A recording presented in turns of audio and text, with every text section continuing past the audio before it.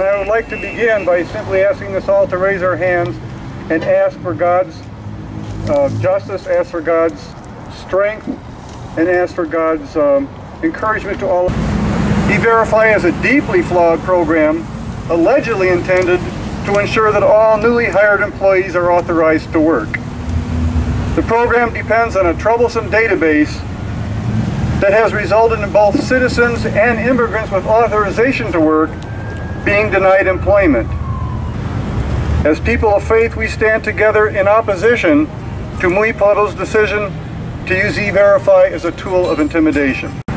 Pueblo was built as to serve the community, to serve the immigrant Latino community, but it was also built by the immigrants themselves, as employees, as people who who shop there, as people who support the cultural events that Pueblo in the past has supported. But a slick marketing campaign cannot substitute for true, authentic justice. The structure of injustice, the structure of inequality, the exploitive use of E-Verify belies the true intentions, I believe, of a company that is not here to serve the community, but maybe perhaps is exploiting the very community that they purport to serve. The community continues to portray itself as a friend of the community, yet this action of E-Verify is actually in quite the opposite direction. They're not a friend of the immigrant community, but rather an agitator in the immigrant community. This, by employing E-Verify and doing this kind of work that they're doing, they're instilling fear and division among the people. And it's part of a longer pattern, a very disturbing pattern that we've discovered in our visits to meet Pueblo and efforts to try to meet with the owner of some exploitation that's happened to workers. From my tradition, my Christian tradition, in the 5th chapter of the book of James, behold the wages you withheld from the workers who have harvested your fields. They are crying out loud, and the cries of the harvesters have reached the ears of the Lord of hosts. You have lived in luxury on earth and in pleasure, and you have fattened your hearts for the day of slaughter. You have condemned, you have murdered the righteous one, and he offers you no resistance. Today I'd like to say that we will offer resistance. We will not take this lying down.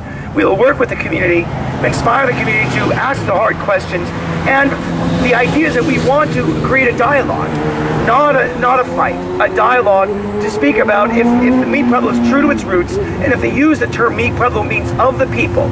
If they use those words and use that as a strategy, I would hope that their marketing attempts will actually be policy and embedded in the structure of their business to help workers and to help our immigrant communities not just only survive, but to thrive, and not to prey on us as unwitting participants in the structural injustice. In the Jewish calendar at this time, 10 days before Rosh Hashanah, the new year, we are in a period of Cheshbon HaNefesh, deep assessment of where we are as individuals and as a community. We step back asking ourselves big questions. Where are we?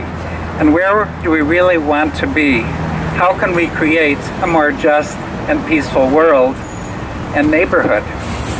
In our community, one of the most glaring sources of our discontent is the inequity around us. In an area of great prosperity and opportunity, we find simultaneously too many low-wage workers who are abused in their workplaces. Many are immigrants who are particularly vulnerable. Meet Pueblo is a successful company created by immigrants, the symbol of the opportunities we hope for in our country for all. However, we have seen in their stores a sorrowful record of mistreatment involving denial of fair wages, deplorable working conditions, obstacles to organizing as workers, and finally, today, the unfair application of this voluntary E-Verify program, even to long-time loyal employees, causing many to be uncertain about their future. This deplorable record, stretching over years, does not escape our notice. I represent the Jewish community, and especially Bend the Ark, a Jewish partnership for justice. We are honored to join with working partnerships and with our interfaith partners.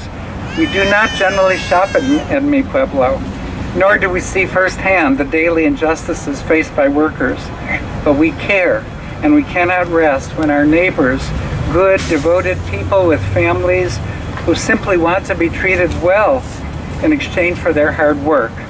We hope that the management at Mi Pueblo will also do some thoroughgoing self-assessment and change their ways for the good of their employees and truly for themselves, because surely their continuing success is dependent upon their having a good name among us.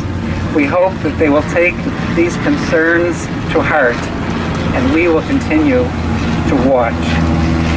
And we're asking for people not to shop here until there's justice for the workers.